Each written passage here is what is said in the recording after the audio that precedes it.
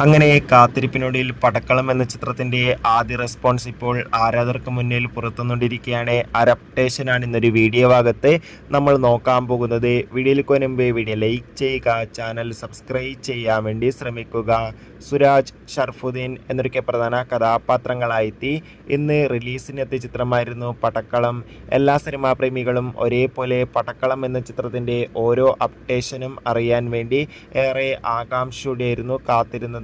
Finally ചിത്രത്തിന്റെ ആദ്യ show ഇപ്പോൾ കേരളത്തിലെ വിവിധ തിയേറ്ററുകളിൽ ആരംഭിച്ച് ചിത്രത്തിന്റെ ആദ്യ ഷോ കഴിയുമ്പോഴുള്ള ചിത്രത്തിന്റെ റെസ്പോൺസ് ഒക്കെ പുറത്തുകൊണ്ടിരിക്കുകയാണ്. ചിത്രത്തിന്റെ ആദ്യ ഷോ കഴിയുമ്പോൾ തന്നെ ചിത്രത്തിന് മികച്ചൊരു പോസിറ്റീവ് അഭിപ്രായമാണ് പുറത്തുകൊണ്ടിരിക്കുന്നത്.